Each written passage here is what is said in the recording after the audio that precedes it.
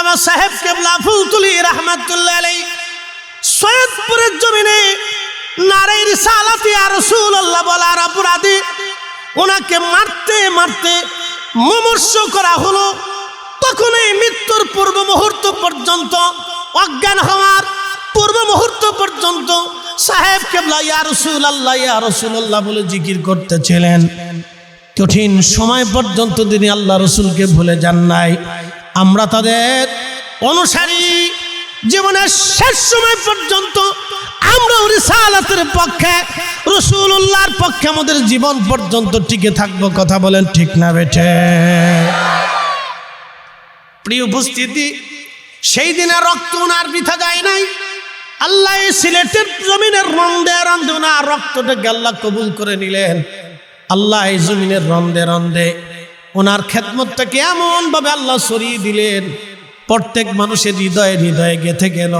শুধু গেথে যায় নাই, ওনার অবর্তমানের বড় আজও কোটি কোটি সিলেটবাসী, কোটি কোটি সুন্নি মুসলমানের হৃদয়ে আল্লামা সাহেব কেবলা ফুলতুলি এখনো বেঁচে আছে। কথা কন না কেন? এই জমিনের রন্দে রন্দে আল্লামা সাহেব কেবলা ফুলতুলি রাহমাতুল্লাহ আলাইহি ঘুরে ঘুরে বেরিয়েছেন, মানুষদেরকে বুঝিয়েছেন। ওনার আগে 360 আউলিয়া থেকে শুরু করে অসংখ্য উলামা ফুদালা আউলিয়াতকে আগুন জমিনের রন্দে রন্দে ঘুরে ঘুরে ঘুরে ঘুরে মানুষকে বুঝিয়েছেন। কিন্তু সাহাবীরা যখন দিন কবুল করলো, তখন শুধুমাত্র আল্লাহর রসুলের উপরে একিন নিয়ে তারা দিন কবুল করেছিল। শুধু আল্লাহর নবীকে তারা দেখেছিল, শুধুমাত্র আল্লাহর নবীকে তারা দেখেছিল। সেদিন দিন কবুল কারা করেছিল? আল্লাহ কুরআনে বললেন, আমিনু, তোমরা ঈমান আনো কামা আমানান নাস। আমার নবীর সাহাবীরা যেভাবে ঈমান আনছে, তোমরাও সেইভাবে ঈমান আনো। ক্বালু আনুমিনু কামা আমানাস সুফাহা। সেই দিন নির্বোধ যারা, বুকা যারা, কাফের আর মুনাফিকরা বলল, আমরা কি নির্বোধদের মতো ঈমান আনবো? প্রিয় উপস্থিতি, কথা বড় ক্লিয়ার, কথা আমাদের বোঝা লাগবে। সাহাবীরা নিষ্পেষিত, নির্যাতিত, দরিদ্র সাহাবীরা সেই দিন কালেমা পড়ার কারণে মুনাফিকরা বলল, আমরা কি নির্বোধদের মতো ঈমান আনবো? কিন্তু আপনি চিন্তা করেন, মাঝে মধ্যে ভারতে আমরা ভিডিওর মাধ্যমে দেখি দরিদ্র মুসলমানদেরকে ধরে ধরে নিয়ে হিন্দুরা পিটায় আর বলে, জয় শ্রীরাম বল, বল জয় শ্রীরাম, বল জয় শ্রীরাম। যখন তারা জয় শ্রীরাম বলে, তখন তাদের পিটানি বন্ধ করে। জয় শ্রীরাম না বলা পর্যন্ত তাকে পিটাইতেই থাকে, মারতে থাকে। জীবনের মোহে, জীবনের মায়া করতে যায় অনেক মুসলমান জয় শ্রীরাম বলে ফেলে দেয়। আপনি যদি দেখেন হযরত সুমাইয়া রাদিয়াল্লাহু আনহা, তিনি একজন কৃতদাসী ছিলেন, শুধুমাত্র কালেমা পড়ে তিনি আসছেন। আবু জাহেলের লোকেরা তাকে ধরে নিয়ে আসছে। তখন এত ওয়াজ নসিহত হয় নাই, এত মুসলমান হয় নাই, এত আলেম ওলামা নাই, এত মিডিয়া নাই, কিচ্ছু নাই। সেই দিন কাফেররা তাকে ধরে নিয়ে গেল, তারা হাত পা গুলি বেঁধে রাখলো। আবু জাহেল বর্ষা হাতে নিয়ে বলল, সুমাইয়া বল, কালেমা কি সারবি? সুমাইয়া বলেন, আবু জাহেল, যে সত্য ইমানে কালেমায় দিলে গ্রহণ করেছি, জীবন চলে যাবে, সেই কালেমা যাবে না। হযরত সুমাইয়ার গুপ্তাঙ্গে সেই দিন আবু জাহেল খুচি খুচি বর্ষা মেরে মেরে একটা মায়ের জাতিকে সে হত্যা করেছিল। সেই দিন হযরত সুমাইয়ার আর্তচিৎকারে আকাশ পাতাল ভারী হয়েছিল। সেই দিন কেউ তার সাহায্যের জন্য আগায় আসে নাই, একটা মানুষ তার সাহায্যের জন্য আসে নাই, একটা মানুষও তার প্রতিবাদ করে নাই। আবু জাহেল মৃত্যু পর্যন্ত বর্ষা দিয়ে তাকে ওইভাবে আঘাতের পর আঘাত করেছিল। আবু জাহেল ক্ষান্ত হয় নাই। হযরত সুমাইয়া শুধু বলতেছিল, ইয়া রাব্বি, যেই সত্যটা ইমানে ধারণ করেছি, কালবে ধারণ করেছি, জীবন যাওয়ার আগ পর্যন্ত যেন এই সত্যটা তুমি আমার দিল থেকে বের করে নিও না আল্লাহ। সেই দিন হযরতে সুমাইয়া রাদিয়াল্লাহু আনহা জীবন দিয়ে দিলেন তিনি, কিন্তু ঈমান বিক্রি করেন নাই। আহা, আল্লাহ তাদের উপরে খুশি হয়ে জবাব দিলেন রাদিয়াল্লাহু আনহুম ওয়া রাদু আন, আমি আল্লাহ তাদের উপরে খুশি, তারা আমি আল্লাহর উপরে খুশি হয়ে গেছে। যালিকা লিমান খাশিয়া রাব্বা, কারণ তারা আমি আল্লাহকে ভয় করত। আমি আল্লাহর ভয়ের জন্য তারা আমি রবের দরবারে সম্মানিত হলো। আমি রব তাদের উপরে খুশি হয়ে গেলাম, তারা আমার উপরে খুশি হয়ে গেল। ও মৌলভীবাজারের মুসলমান, এইভাবে বহু সাহাবীর জীবন চলে গেল। হযরত খাব্বাব রাদিয়াল্লাহু আনহু, ওনাকে ধরে নিয়ে কাফেররা, উনি ছিলেন কামার, উনি ওই লোহা দিয়ে অস্ত্রপাতি তৈরি করতেন। খাব্বাব রাদিয়াল্লাহু আনহু কামার ছিলেন, লোহা দিয়ে অস্ত্র বানাইতেন খাব্বাব। এই কয়লাগুলি যখন আগুনের মধ্য দেওয়া হয়, তখন এই কয়লাগুলি পুড়ে দেখবেন আঙ্গার হয়ে যায়, আগুনের রূপ ধারণ করে। এই কয়লাগুলি বিষাইয়া হযরত খাব্বাবকে চিৎ করে শুয়াইয়া জোর করে কাফেররা বুকের উপরে পাথর চাপা দিয়ে চেপে ধরে রাখত। হযরত খাব্বাব বলতেন, আমার পিঠের চামড়া পুড়ে কয়লার আগুন নিভে যাইত, তারপরে ওরা আমাকে ছাড়ত না, আবার আমাকে উঠাইতো, আবার কয়লাগুলি ওরা আগুনের মধ্য দিয়ে আবার আঙ্গার বানাইতো, আবার মাটির উপরে বিছাইয়া ওই কয়লার উপরে আমাকে চিৎ করে শোয়া পাথর চাপা দিয়ে তারা চেপে ধরে রাখতো।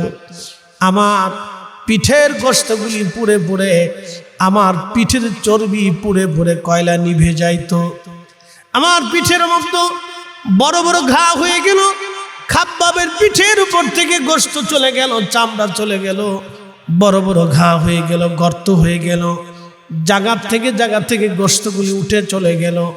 যেখানে যেখানে কয়লা পড়েছিল সেখান থেকে গোশত চলে গেল, চামড়া চলে গেল, সাদা সাদা ফ্যাট পেতে হয়ে রইল। হযরত খাব্বাব পিঠের চামড়া দিলেন, গোশত দিলেন, কিন্তু ঈমান বিক্রি করে দেন নাই। একবার জোরে বলা যাবে কি আল্লাহু আকবার। হযরতে সাহাবায়ে কেরামের কথা যেমন আমরা এখনো স্মরণ করি, আউলিয়া কেরামের কথা এখনো স্মরণ করি। ইমাম আহমদ ইবনে হাম্বল রাহিমাহুল্লাহ 4 বছর পর্যন্ত খলিফার জেলের ভিতরে অন্ধকার অনরুমের ভিতরে ওনাকে 4 বছর জেলের মধ্যে ভরে রাখা হলো। প্রত্যেক দিন জেলখানা থেকে বের করে করে ওনাকে 10টা চাবুকের পিটুনি মারা হতো। 10টা চাবুকের পিটুনি মারার পরে ওনার পিঠের মধ্যে ঘা হতো, রক্ত পড়ত, কোনো ওষুধ দেওয়া হতো না।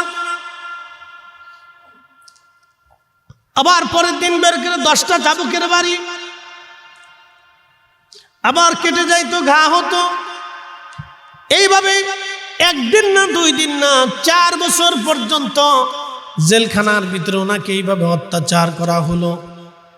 পিঠের গোশত পচে গেল, পোকা লেগে গেল, ঘা হয়ে গেল, কলতানি পড়তো পিঠের গোশত দিয়ে, রক্ত ঝরে ঝরে পড়তো। ইমাম আহমদ ইবনে হাম্বল ওইভাবে নামাজ পড়তেন। এক জেলখানার কয়েদি জিজ্ঞেস করলো, হুজুর আপনি এই অবস্থায় কিভাবে নামাজ পড়েন, কোন দলিলে? ইমাম আহমদ ইবনে হাম্বল বললেন, হে মুসলমান, হযরত ওমরকে যখন ছুরির আঘাত করা হয়েছিল, ওনার পেট কেটে ভুঁড়ি বের হয়ে গিয়েছিল, 3 দিন পর্যন্ত রক্তক্ষরণ হয়েছিল। সেই দিন তার অপারেশনের সিস্টেম ছিল না। হযরত ওমর 3 দিন পর্যন্ত রক্তক্ষরণ অবস্থায় পেটের মধ্যে পট্টি দিয়ে ওইভাবে বেঁধে দিয়ে তারপরে তিনি 1 ওয়াক্ত নামাজ ছেড়ে দেন নাই। রক্ত ঝরা অবস্থায় হযরত ওমর নামাজ পড়েছেন। হযরত ওমর যদি রক্ত ঝরা অবস্থায় নামাজ পড়তে পারে, তাহলে আমি ইমাম আহমদ ইবনে হাম্বল কেন রক্ত ঝরা অবস্থায় নামাজ ছেড়ে দিব? আমি আহমদ ইবনে হাম্বল নামাজ ছাড়তে পারি না। একবার জোরে বলেন আল্লাহু আকবার। একুলাউড়ার মুসলমান, ওনরাই কঠিন সময়ে নামাজ ছেড়ে দেয় নাই, আর আমরা সুখের সময়ে নামাজ ছেড়ে দেই। 4 বছর জেল কেন করলেন? শুধু একটা ইমানি মাসালা। খলিফা বলল, কোরআন আল্লাহর সৃষ্টি, ইমাম আহমদ ইবনে হাম্বল বলেন, আল্লাহ এবং রসুল যেটা বলে নাই সেটা আমি বলবো না। কোরআন আল্লাহর সৃষ্টি, এই কথা আমি বলতে পারবো না। কোরআন আল্লাহর কালাম, যেহেতু রবের কালাম কখনো সৃষ্টি হতে পারে না। এটা কালামুল্লাহ, আল্লাহর কালাম। এটা কালামুল্লাহ শরীফ, আল্লাহর কালাম। কিন্তু খলিফা বলে না, কোরআন আল্লাহর সৃষ্টি। কোরআনকে যদি আপনি সৃষ্টি মনে করেন তাহলে আপনার ঈমান নষ্ট হয়ে যাবে, যেহেতু এটা আল্লাহর কালাম। আল্লাহর কালাম কখনো সৃষ্টি হতে পারে না, আল্লাহর পবিত্র জবান মিশ্রিত বাণী এটা।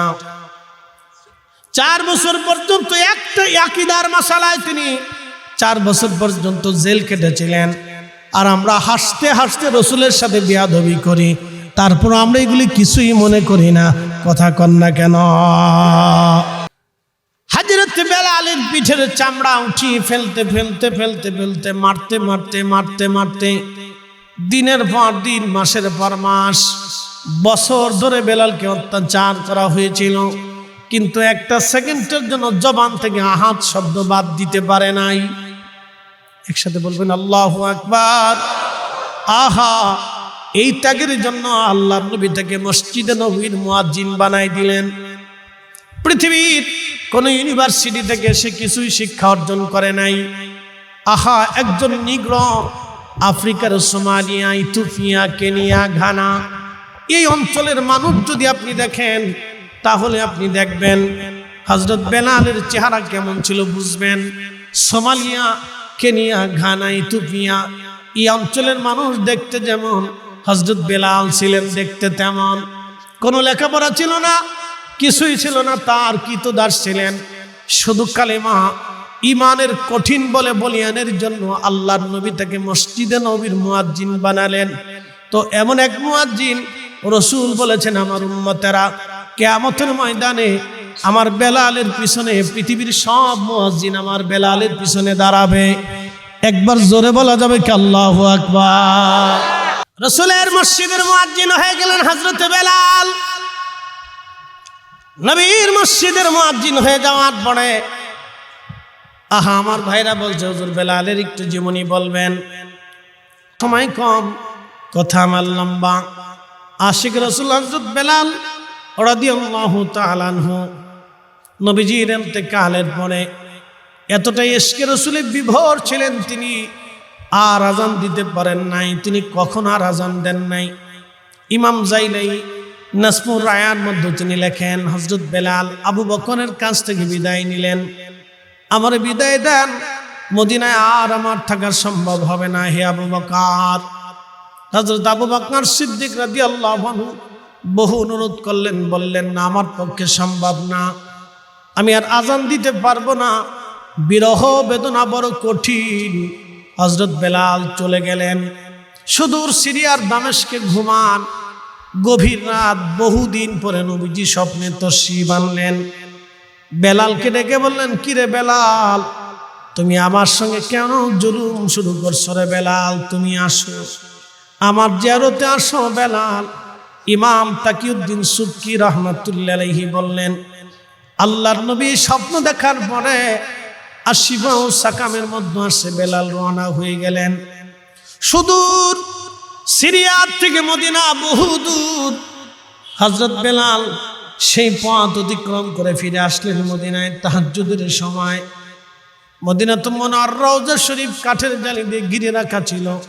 কাঠের জালি মোবারকের সঙ্গে মাথা ঠেকাইয়া বেলাল বসে বসে কাঁদতেছিল।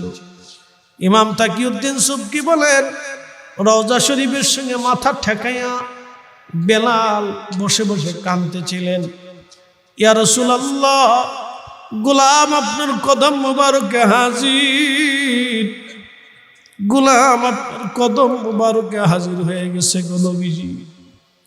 ইয়া রাসূলুল্লাহ, আপনি আসতে বলেছিলেন, আপনার গোলাম আপনার কদম মোবারকে হাজির হয়ে গেছে। নতুন মুয়াজ্জিন এসে দেখলো মুয়াজ্জিনে রাসূল উপস্থিত। সাহাবীদেরকে ডাক দিয়ে বলেন, সাহাবীরা রে, নবীর মুয়াজ্জিন বেলাল ফিরে আসছে।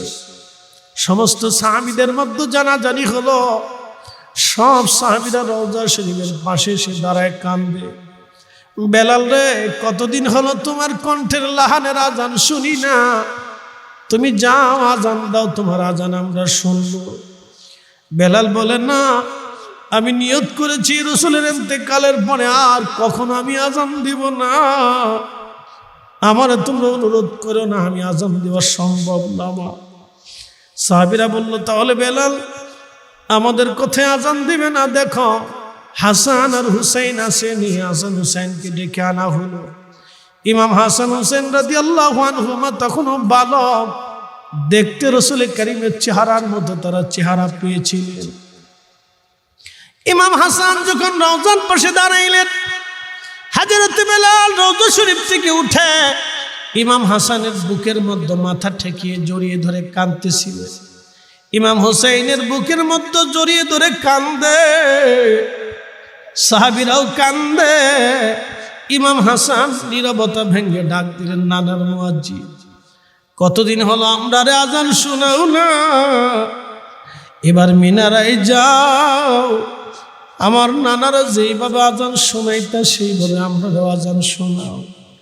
হযরত বেলাল সেই মহিলা সাহাবী নাজ্জার গোত্রের সেই সাপ এখনো মসজিদে নববীর ভিতরে ছাদের মতো বানায় রাখা হয়েছে। রিয়াজুল জান্নার ডান দিকে পিছনের অংশের দিকে দেখবেন একটা ছাদের মতো ছোট্ট জায়গা, এই স্টেজের মতো হবে, ওইখানে দাঁড়িয়ে বেলাল আজান দিতেন। ওইখানে চলে গেলেন মুয়াজ্জিন রাসূল, দাঁড়ায় যখন টান দিলেন আল্লাহু আকবার, আল্লাহু আকবার, সারা মদিনার ভিতরে রন্দে রন্দে আজানের আওয়াজ ছড়িয়ে গেল। সারা মদিনার রন্দে রন্দে আজানের আওয়াজ ছড়িয়ে গেল। মদিনার ঘর থেকে সাহাবীরা বের হয়ে দৌড় দিলেন। সাহাবীরা বের হয়ে দৌড় দেওয়ার পরে মুয়াজ্জিনে রাসূল হযরত বেলাল রাদিয়াল্লাহু তাআলা আনহু, আখা মুয়াজ্জিনে রাসূল হযরত বেলাল যখন আবার বলেন আল্লাহু আকবার, আল্লাহু আকবার, মদিনার ঘর থেকে মহিলারা, বাচ্চারা, যুবকরা বের হয়ে দৌড় মারছে। ইমাম তাকিউদ্দিন সুবকি শিফাউস সাকামের মধ্যে তিনি লেখেন, প্রত্যেকজন সাহাবীর জবান থেকে আওয়াজ আসছিল, রাসূল বুঝি ফিরে আসছে, নবী বুঝি ফিরে আসছে আমাদের মাঝে, রাসূল বুঝি আসছে। বেলালের আজানের সুমধুর লাহান ফুয়ুজুদ এত কঠিন ছিল, সাহাবীরা স্থির থাকতে পারেন নাই। সেই দিন আশহাদু আল্লা ইলাহা ইল্লাল্লাহ বলে যখন টান দিলেন, মদিনারে এমন কোনো মানুষ নাই ডুকরিয়ে ডুকরে কেঁদে না উঠল। সবার জবানে একটা কথা ছিল, রাসূল বুঝি ফিরে আসছে। মদিনার বাচ্চারা কান্দে, যুবকরা কান্দে, মহিলারা কাঁদতেছিল। বৃদ্ধ সাহাবীরা এসে মসজিদে নববীর মধ্যে বসে বসে কাঁদতেছিলেন। কান্নার রোল এত বেশি, কান্নার রোল এত বেশি ছিল, মদিনায় গুন গুন করে কান্নার আওয়াজ ভারী হয়ে গেল। হযরত মুয়াজ্জিনে রাসূল বেলাল আশহাদু আন্না মুহাম্মাদার রাসূলুল্লাহ বলে যখন টান দিছে, ইমাম তাকিউদ্দিন সুবকি শিফাউস সাকামের মধ্যে তিনি লেখেন, মদিনার মাটি থরথর করে কেঁপে উঠছে, মদিনার মাটি থরথর করে কেঁপে উঠছে। মদিনার মাটি যখন কেঁপে উঠল, হযরত বেলাল অজ্ঞান হয়ে পড়ে গেলেন। সারা মদিনার মানুষের হালত পরিবর্তন হয়ে গেল। বুঝতেই পারতেছেন সেই দিন পৃথিবীতে একজনের আজানে পৃথিবীর মাটি কেঁপেছিল, আর কারো আজানে কোনোদিন জমিন কাঁপবে না। পৃথিবীর জমিন পর্যন্ত ইশকে রাসূলের ধাক্কায় সহ্য করতে না পারে কাঁপতেছিল। তাহলে বুঝেন তো মদিনার মানুষের কলিজার হালত কেমন হয়েছিল, বড় কঠিন। আমি জানি প্রেমে পাগল সে তো মদিনা, প্রেমানলে পুরে মরি ওহে রব্বানা। আমি জানি প্রেমে পাগল সে তো মদিনা। আল্লাহুম্মা সাল্লি আলা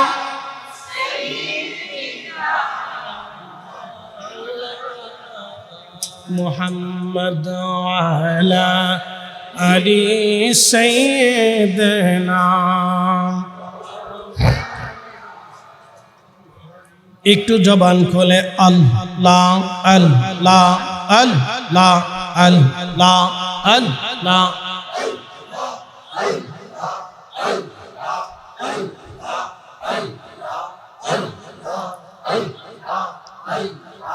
সালাতু সালাম গোয়া মার দুরুদ সালাম গোয়া মার কইও নবী মুস্তাফা। তোমরা যদি যাও রে মদিনা আল্লাহ আল্লাহ।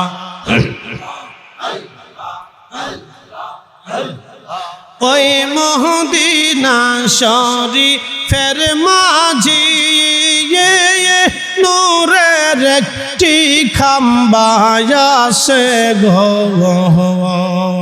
সেই খাম্বাতে হেলান দিয়া, সেই খাম্বাতে হেলান দিয়া খুতবা দিতেন মুস্তাফা। তোমরা যদি যাও রে মদিনা আল্লাহ আল্লাহ আল্লাহ।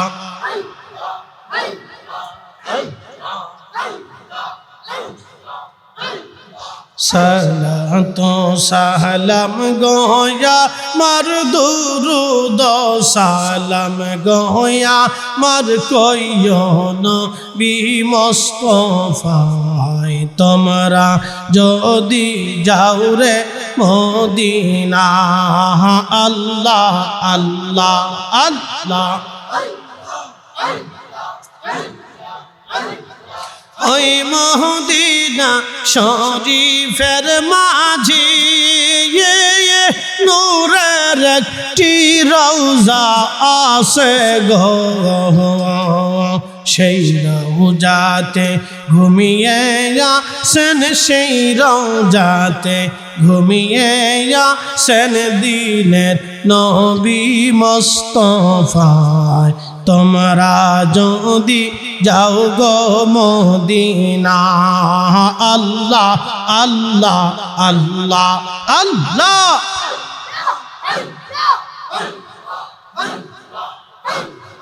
রাসূলুল্লাহ আমার নয়ন মনি মক্কি মাদানী।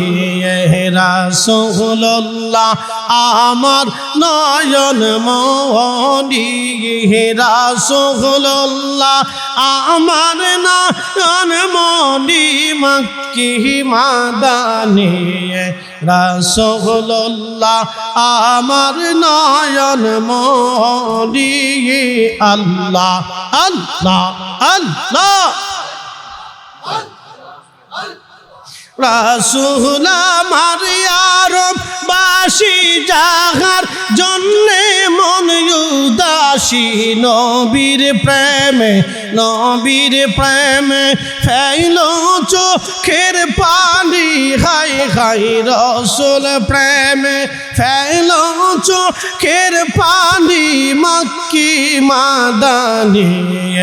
রাসূলুল্লাহ আমার নয়ন মনি আল্লাহ আল্লাহ আল্লাহ।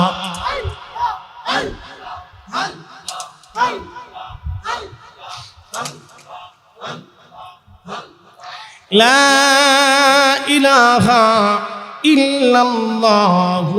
আদম আলাইহিস সালাতু ওয়াস সালাম থেকে কিয়ামত পর্যন্ত কোন মানুষের চেহারার সাথে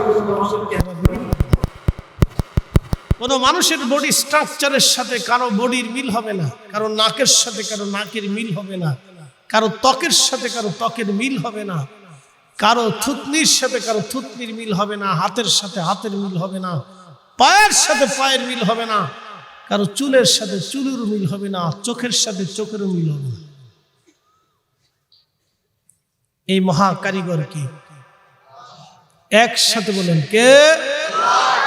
কোনো সন্দেহ? আমাদের সেজদা কার জন্য হবে? আল্লাহর জন্য। প্রিয় উপস্থিতি, কাফেররা সেই দিন বলল, আমরা কি নির্বোধ বোকা দরিদ্র শ্রেণীর মতো ঈমান আনবো?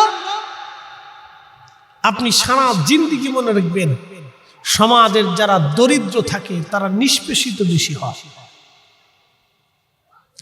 সমাজের যারা দরিদ্র থাকে তারা অবহেলিত বেশি হয়। তাদেরকে সব শ্রেণীর মানুষ অবহেলা করে। বাংলাদেশের কোন ডিসি অফিসে একজন কৃষকের 4 পয়সা মূল্য নাই। কি কথা কন না কেন? মূল্য আছে। এসপি অফিসে দাম আছে, 4 পয়সা মূল্য। বাংলাদেশের কোন অফিস আদালতে কোন কৃষক দরিদ্র শ্রেণীর 4 পয়সা মূল্য নেই, দূর দূর করে তাড়িয়ে দেয়। কি কথা কন না কেন? আদিকাল থেকে সমাজে দরিদ্র শ্রেণীরা নিষ্পেষিত হয়েছে। তারা সমাজে বড় করে কথা বলতে পারে, ধমক দিয়ে বসে না, থাক বেটা বস, তুই কি বুঝিস? কি কথা কর না, ঠিক আছে না ভাই? এইভাবে দরিদ্র শ্রেণীদেরকে ধমক দিয়ে বসিয়ে দেওয়া হয়। তো সেই দিন দরিদ্ররা ঈমান আনলো। হযরত বেলাল, সুমাইয়া, ইয়াসার, আব্দুল্লাহ, খাব্বাব রিদওয়ানুল্লাহি তাআলা আলাইহিম আজমাইন, খুব দরিদ্র দরিদ্র গরিব গরিব সাহাবীরা সেই দিন কালেমা পড়ল। আল্লাহ বলেন, আমিনু, তোমরা ঈমান আনো, কামা আমানান নাস, আমার রাসূলের সাহাবীরা যেইভাবে ঈমান আনছে তোমরা ঈমান আনো। সেদিন মুনাফিকরা বলল, আমরা কি নির্বোধদের মতো ঈমান আনবো? ওরা তো বোকা, ওরা গরিব, ওরা মিসকিন, ওরা অভাবী, ওরা বোকা, ওরা বুঝে না, ওরা কালেমা পড়ছে। আল্লাহ তখনই ধমক দিলেন, আলা, সাবধান, ইন্নাহুম হুমুস সুফাহা, আমার নবী সাহাবীদেরকে যারা নির্বোধ বলতেছো, তোমরাই নির্বোধ, তোমরা বোকা, তোমরা বুঝো না। ঠিক সেই দিন সেই দরিদ্র সাহাবীদের হাত ধরে ইসলাম ধীরে ধীরে আগাইতে আগাইতে আজকে 200 কোটি মুসলমানে রূপান্তরিত হয়েছে। একসাথে বলবেন আল্লাহু আকবার। কিন্তু নবীজির তিরোধানের পরে ইসলামের হাতল কারা ধরল? সাহাবীরা। সাহাবীদের পরে কারা ধরল? তাবিঈরা। তাবিঈদের পরে কারা ধরল? তাবিঈনরা। তাদের পরে কারা ধরল? তাদের পরে ইসলাম এদেশের অসংখ্য আউলিয়া, আতকিয়া, সুফি সাধকরা সারা পৃথিবীর রন্দে রন্দে রন্দে রন্দে ছড়িয়ে কালেমার পতাকা কাঁধে নিয়ে দেশ দেশান্তর পাড়ি দিয়ে বনে জঙ্গলে ঘুমিয়ে পাহাড়ে পর্বতে রাত কাটিয়ে গাছের পাতা খেয়ে না খেয়ে হাজার হাজার মাইল পথ ক্ষুধা পেটে নিয়ে হেঁটে হেঁটে তারা এই জমিনে কালেমার দাওয়াত পৌঁছিয়েছে। কথা বলেন ঠিক না বেটে?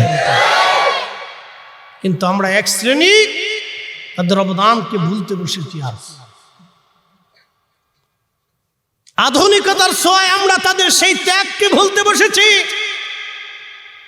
এই আধুনিক বাতি পাওয়ার পরে যেমন চেরাগের মূল্য থাকে না, আধুনিক হুজুর পাওয়ার পরে আউলিয়া কেরামের কথা আজ মনে নাই। কি কথা কন না কেন? আমরা আজকে হুজুর পাইছি মাদানি,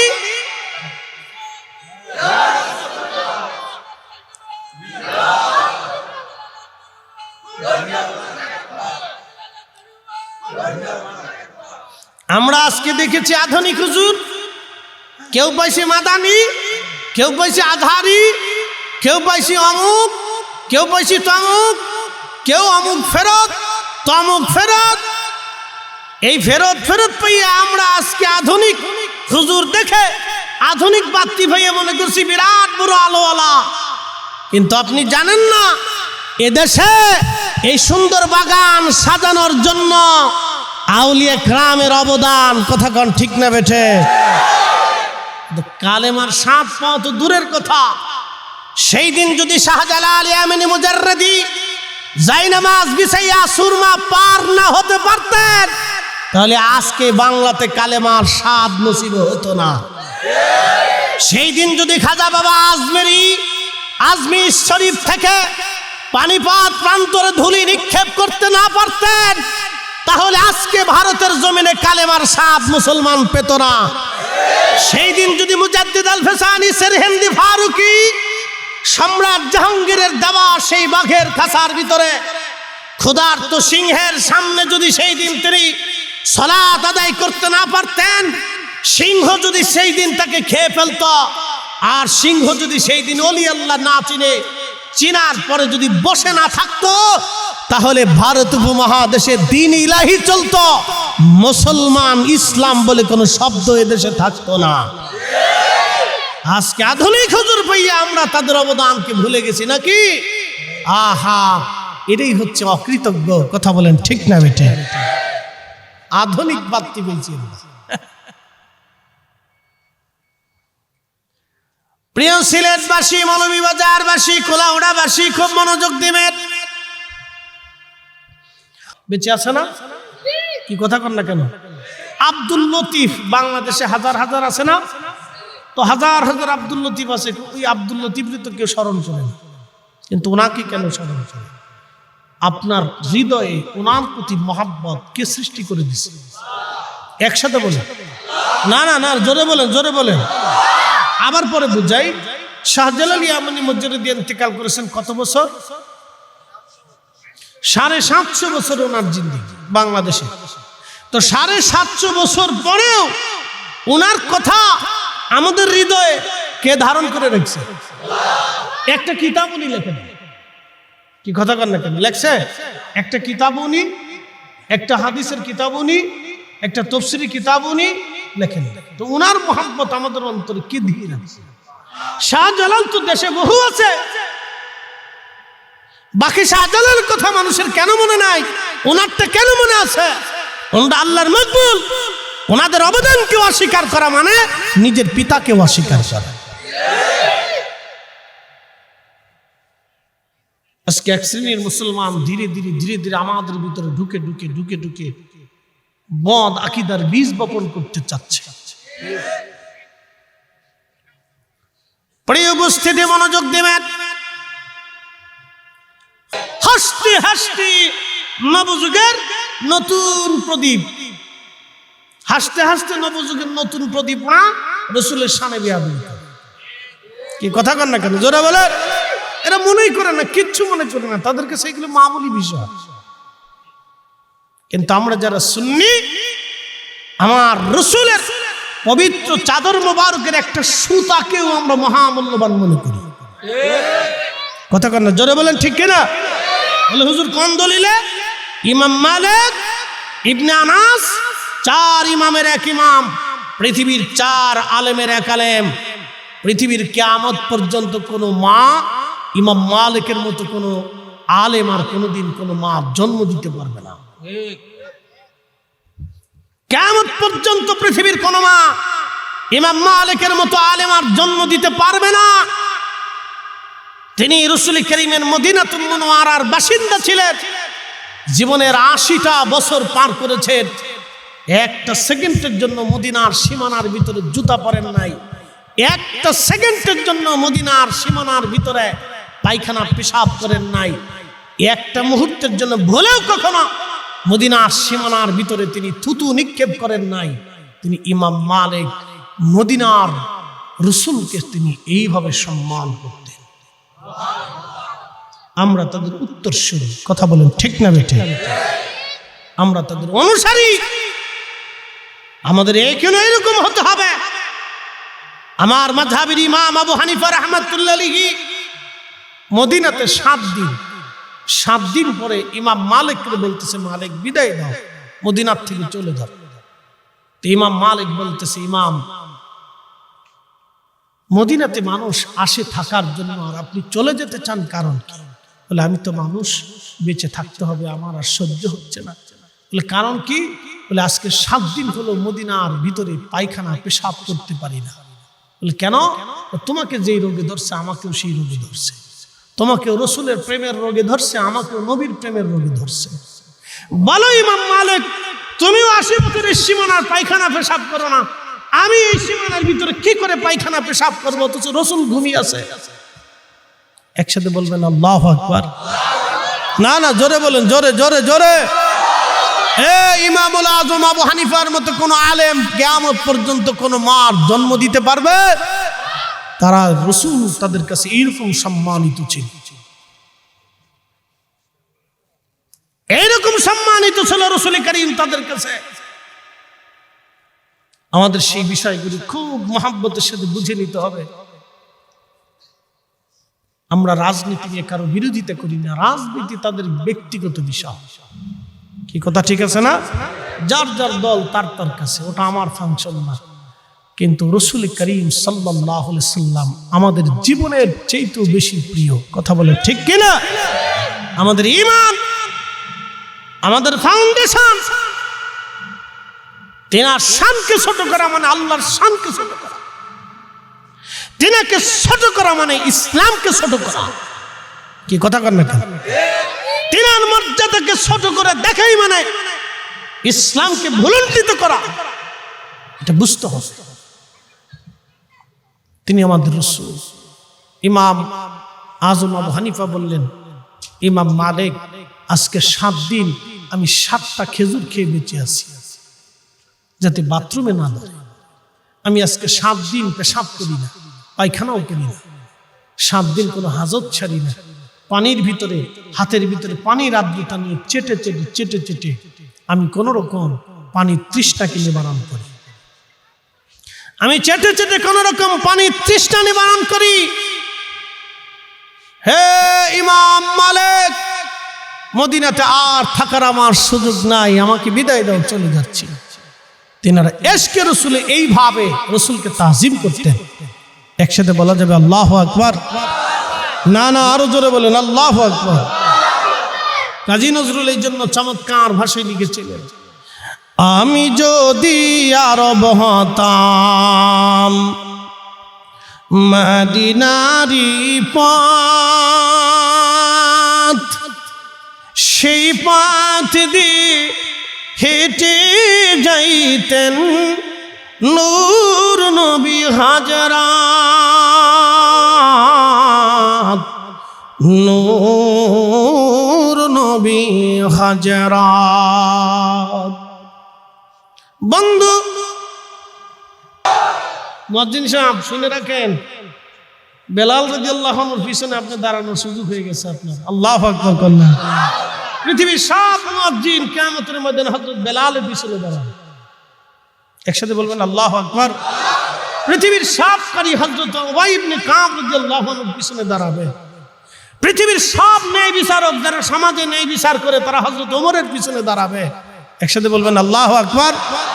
আর পৃথিবীর সব অন্যায় বিচারক যারা দুনিয়াতে ন্যায় বিচার করে না তারা হামান, ফেরাউন আর নমরুদের পিছনে কিয়ামতের ময়দানে দাঁড়াবে। আপনি ঠিক বললেও ঠিক, না ঠিক বললেও ঠিক। আল্লাহ চূড়ান্ত করে রাখছে কারা কোন জায়গায় দাঁড়াবে।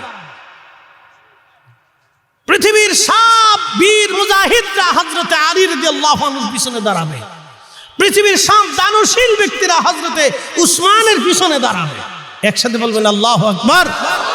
পৃথিবীর সব ওলি যারা মুজাহাদা করেছে, দুনিয়া বিরাগী যারা ছিলেন, তারা হযরতে আবু যর গিফারি রাদিয়াল্লাহু আনহুর পিছনে দাঁড়াবে। পৃথিবীর সব মজজুব যারা দুনিয়াকে লাথি মেরে আল্লাহর জন্য পাগল ছিল, গাজার জন্য পাগল, তারা টানা না। আমাদের দেশে একদল আছে কোনটা মোষ আর কোনটা দাড়ি ও চিনি টেনে না। ও গাজা এমন টানা টানে, গোসল টোসল করে না, শরীর দিয়ে পাড়ার গন্ধ পায়। ও নাম দিছে শাহ সুফি, শাহ সুফি। ও যদি শাহ সুফি হয়তো শয়তান কেডা। কি কথা কন না কেন? শাহ সুফি নাম দিছে, বাইরে এগুলো শাহ সুফি বের করার দরকার। খুব মনোযোগ দিয়ে এগুলি না, যারা দুনিয়া বিরাগী জাহিদ আল্লাহর পাগল ছিল, মজ্জুব ছিল, তারা হযরতে ওয়াসাল করনী রাদিয়াল্লাহু আনহুর পিছনে কিয়ামতে দাঁড়াবে। একসাথে বলবেন আল্লাহু আকবার। পৃথিবীর সব নারী সমাজ হযরত ফাতিমাতুজ জাহরার মতো চরিত্রবান যারা ছিল, তারা হযরত ফাতিমা রাদিয়াল্লাহু আনহার পিছনে দাঁড়াবে। একসাথে বলবেন আল্লাহু আকবার। পৃথিবীর সব যুবক তারা হযরত ইমাম হাসান হুসাইন রাদিয়াল্লাহু আনহুর জন্য যারা ত্যাগ স্বীকার করছে তারা ইমাম হাসান হুসাইনের পিছনে দাঁড়াবে। জোরে বলেন, জোরে জোরে জোরে জোরে। বেডি মানুষের পিছনে ঘুরেন না, যুবকের কবলে নাই। এইবার সুবহানাল্লাহ টাল্লাহ কইলেন টাইলেন না, কারণ দেখি বদলে ভালো না, বুঝে যান বুঝে যান। ইমাম হুসাইন রাদিয়াল্লাহু আনহু পিছনে দাঁড়াবে।